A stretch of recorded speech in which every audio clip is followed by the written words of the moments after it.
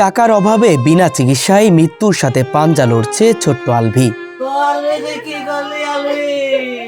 এতিম এই ছেলেটি আবারও স্বাভাবিক জীবনে ফিরে বাঁচতে চায়। আমি আবার নতুন করে বাঁচতে চাই। ঈদের দিনে মর্মান্তিক সড়ক দুর্ঘটনায় মৃত্যুকে কাছ থেকে দেখেছে বাচ্চাটি। একটা সিএনজি বা মাইক্রো দুটো গাড়ি তার মাথার বা গলার পর দিয়ে যে মানে এই যে এই সাইডটা ফ্র্যাকচার হয়ে গিয়েছে, একজন জায়গায় ডেড হয়ে গিয়েছে। অবশ্য আলভির বেঁচে থাকার হৃদয় বিদারক আকুতি যেন প্রতিটি মানুষের হৃদয়কে স্পর্শ করে যাবে। আমাদের দেশবাসীর কাছে, প্রবাসীদের কাছে আমি নতুন করে বাঁচতে চাই। আপনার পাশে থাকেন, তুই আমাকে বাঁচান। একটি মুহূর্ত, আর সেই মুহূর্তই বদলে দিয়েছে পুরো একটি জীবনের গল্প। আলভির মা নেই, বাপ নেই, কেউ নেই, দাদা মেলা অসহায়, আমাদের ভিটে বাড়ি ছাড়া কিছু নেই, আমাদের এমন কোনো সামর্থ্য নেই আমরা এই টাকাটা নিয়ে আমরা চিকিৎসা করব। মানবিকতার এক উজ্জ্বল দৃষ্টান্ত স্থাপন করতে গিয়ে আজ নিজের জীবনটাই মৃত্যুর মুখে ঠেলে দিয়েছে আলভি। আমার একটা বাচ্চাকে বাঁচাইতে গিয়ে রোডের উপরে পড়ি। আচ্ছা, পড়লে পেছন থেকে একটা গাড়ি আমাদের গাড়ি পর উঠে। তোমরা এই বাচ্চাকে বাঁচাতে যে তোমরা পড়ে যাও এমন কিছু? আমরা পড়ে যাই রাস্তার পরে। বন্ধুদের সঙ্গে ঘুরতে বের হওয়া, ঈদের আনন্দে একটু হাসি খুশি সময় কাটানোর স্বপ্ন, সবকিছু যেন মুহূর্তেই রক্তাক্ত এক দুঃস্বপ্নে পরিণত হয়। অর্থের বিনিময়ে যদি আল্লাহ তার বাইসে দেয়, তাও আমি ভিক্ষে করতে রাজি। আমার সেইভাবে একটু বাইসে দেন। দত্তনগর কৃষি ফার্মে যাওয়ার পথে হঠাৎই একটি ছোট্ট শিশু বাইকের সামনে চলে আসে। শিশুটিকে বাঁচানোর জন্য আলভি কোনো কিছু না ভেবেই নিজের জীবনকে ঝুঁকির মধ্যে ফেলে দেয়। কিন্তু সেই মানবিক সিদ্ধান্তই আজ তার জীবনের সবচেয়ে বড় বিপর্যয় হয়ে দাঁড়িয়েছে। আমি ওখানে মারা গেলে হয়তো আমি এইসব দেখতে পারতাম না, একবারই মারা যেতাম। এখানে এসে মনে করেন আমার ভুল হয়েছে।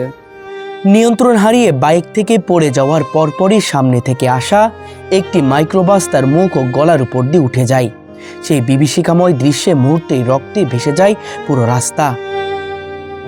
ভেঙে চুরমার হয়ে যায় তার মুখমণ্ডল, মাড়ি ভেঙে নিচে নেমে গেছে, মাথায় জমাট বেঁধেছে রক্ত, গলায় মারাত্মকভাবে ক্ষতিগ্রস্ত হয়েছে, আর মেরুদণ্ডে লেগেছে গুরুতর আঘাত। আমার মুখের উপর দিয়ে গাড়ি দিয়ে আমার দাঁতের সাইড মাইড সব ভেঙে গেছে। আমি কথা বলতে পারি না ঠিক মতন।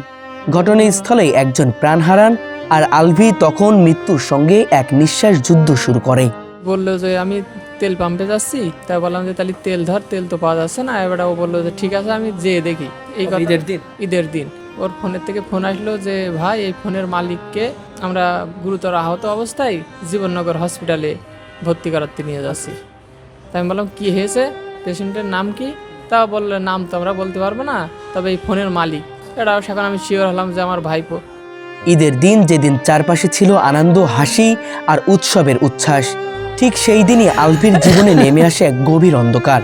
পরিবারের কাছে যখন দুর্ঘটনার খবর পৌঁছায়, তখন আনন্দ মুহূর্তেই পরিণত হয় আতঙ্ক আর কান্নার।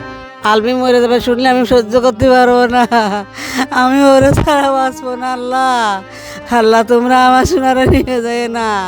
দ্রুত তাকে উপজেলা স্বাস্থ্য কমপ্লেক্সে নেওয়া হলেও সেখান থেকে ফিরিয়ে দেওয়া হয়। এরপর যশোর মেডিকেলে নেওয়া হয়, কিন্তু সেখানেও চিকিৎসা না পেয়ে শেষ পর্যন্ত খুলনার একটি প্রাইভেট হাসপাতালে ভর্তি করানো হয় তাকে। ওনাদের জন্য তো কষ্ট হবে, কারণ তাদের তো মনে করেন একটা টাকা পয়সা নাই যে আমার সামান্য জ্বর আসলে চিকিৎসা করবে, সেইটাও তাদের নাই। তাছাড়া কান্না করবে না কি করবে, তারা তো আর পাচ্ছে না আমাকে ভালো করতে। জীবনের জন্য এই দৌড়ঝাঁপ যেন আরও বাড়িয়ে দেয় তার কষ্ট আর অনিশ্চয়তা। অন্তত এই যে মুখের সাইডে 10 থেকে 15 জায়গায় সেলাই দেওয়া হয়েছে। তারপরে এই যে মাড়ি এই জায়গায় দুই জায়গায় মনে করেন যে ভেঙে গিয়েছে। ঢাকা ডেন্টাল মেডিকেলে নিয়ে যেটা অপারেশন করতে হবে। অপারেশন করতে হলে ম্যাক্সিমাম 10 থেকে 15 লাখ টাকার একটা ডাক্তার একটা বলেছে আর কি। প্রচুর আঘাত পেয়েছে, মাথায় রক্তক্ষরণ হয়েছে, তারপরে মাথায় ব্রেনটেরও সমস্যা, তারপরে আপনার নাক মুখ দিয়ে এখন উপস্থিত পানি ঝরছে। মানে ডাক্তার খুলনায় এখন ভর্তি আছে, অবশ্য এখন সে খুলনায়ও রাখতে চাচ্ছে না, ঢাকায় অতি দ্রুত তার নিয়ে যেতে হবে। এখন আমরা এই মহল্লা যুব সমাজ তার পরিবার থেকে কালকে আমরা জলিলপুর হাটে কালেকশন করতে গেছিলাম।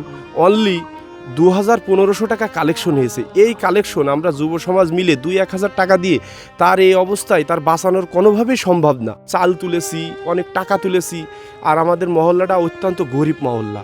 কেউ 50 টাকা 100 টাকা এইভাবে দিয়ে তার বাঁচানো সম্ভব না। আজ আলভির প্রতিটি দিন যেন অসহ্য যন্ত্রণার এক দীর্ঘ অধ্যায়। তীব্র ব্যথায় মুখমণ্ডল ও শরীর ঠিকমতো ঘোরাতে পারে না, এমনকি খাবারও খেতে পারে না, শুধুমাত্র এখন সুজি খেতে পারছে। এই 3 দিন পরে আমার গালে একটু সুজি দিয়েছে। 3 দিন না খেয়েছিলেন? 3 দিন না খেয়েছিলাম, এখন একটু সুজি দিয়েছে। সুজি, মাত্র সুজি? হ্যাঁ, আর কি খাইতে পারছো? আর কিছু খাইতে ভাত পারছি টাত তো কিছুই খাইতে পারছো না? কান্না করতে করতে তার চোখের পানি শুকিয়ে গেছে, এখন আর চোখ দিয়েও অশ্রু ঝরে না। কথা বলতে গেলে তার কণ্ঠে জড়িয়ে যায়, শব্দগুলো অস্পষ্ট হয়ে ওঠে। তবু থেমে নেই তার বাঁচার আকুতি। আমি বাঁচতে চাই ভাই, আমাকে একটু বাঁচান, আমার খুব কষ্ট হচ্ছে। এই কথাগুলো যেন হৃদয়কে ছিন্ন বিচ্ছিন্ন করে দেয়। আমার ভিনা আছে কি, সে মারা যাওয়ার মতো নেই। এখন যদি আমার ভাইয়েরা আমার পাশে দাঁড়ায়, আমার দেশের ভাইয়েরা, আমার প্রবাসী ভাইয়েরা যদি দাঁড়ায়, তাহলে হয়তো আমি বাঁচবো, আবার নতুনভাবে বেঁচে থাকতে চাই। জন্মের মাত্র 1 মাস পরেই বাবাকে হারান আলভি। কিছুদিনের মধ্যে মা অন্যত্র বিয়ে করে চলে যান। এরপর থেকেই দাদা দাদির কাছে বড় হয়েছে সে, অভাব, অবহেলা আর বঞ্চনার মধ্য দিয়ে। কখনো পায়নি বাবা মায়ের স্নেহ, মায়ের ভালোবাসা কেমন সেটাও জানে না। শৈশব থেকেই সংগ্রাম ছিল তার নিত্য সঙ্গী। তখন তার 1 মাস বয়স ছিল, বাপ মারা গিয়েছে দুর্ঘটনায়।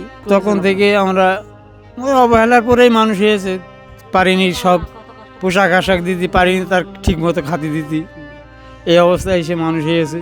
সে আছে এতিম। আপনাদের কাছে অনুরোধ, হাত জোর করে অনুরোধ করছি যে আপনারা সবাই যেন তার আর্থিক সহযোগিতা হাতটা সবাই বাড়িয়ে দেন। আপনারা 10 টাকা, 5 টাকা, 2 টাকা, যে যা পারেন, যেইভাবে পারেন তার সহযোগিতার হাতটা যদি বাড়িয়ে দেন, 1 টাকায় অন্তত 10-এর লাঠি 1-এর বোঝা। আপনারা যদি সবাই যদি করেন, তাহলে সে অন্তত প্রাণে বেঁচে যাবে।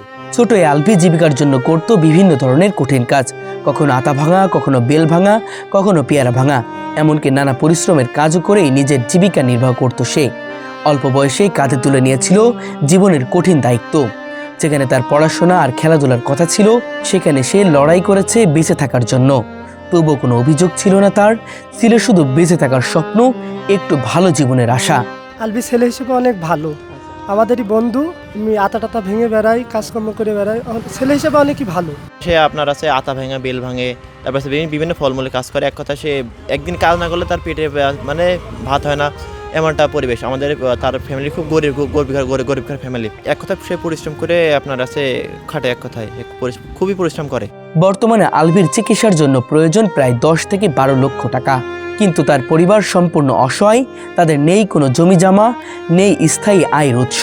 দাদা দাদি গ্রামে গ্রামে ঘুরে চাল তুলে বাজারে মানুষের কাছে হাত পেতে যা সংগ্রহ করছেন, তা দিয়ে এই ব্যয়বহুল চিকিৎসা চালিয়ে যাওয়া সম্ভব নয়। জায়গা জমি থাকলেও আমি বেঁচে কিনে চেষ্টা করতাম। বাবু অ্যাক্সিডেন্ট করেছে, ধানের বস্তা চাওয়া পড়ে মারা গেল, তাও 6 মাস ভুগে, তাও ব্যয়বহুল বহুত করেছি। তখন ছিল করেছি, তাও লোকের কাছে হাত পাততে হয়েছে, আমার নিজের অর্থে হয়নি।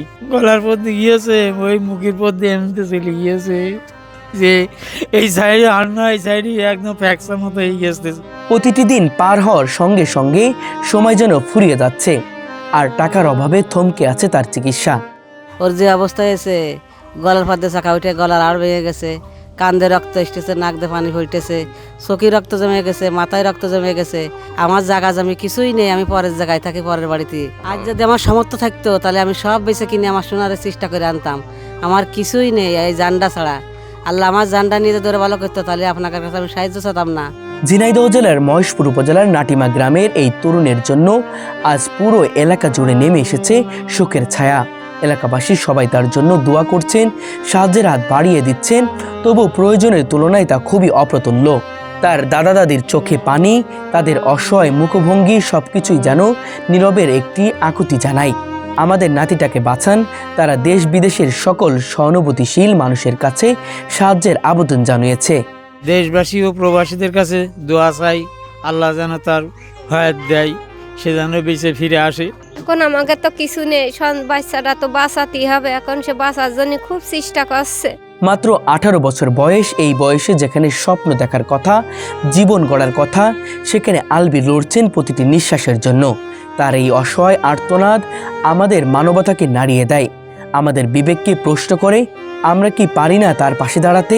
আমাদের সামান্য সহায়তায় হয়তো ফিরিয়ে দিতে পারে তার জীবন, তার হাসি, তার স্বপ্ন।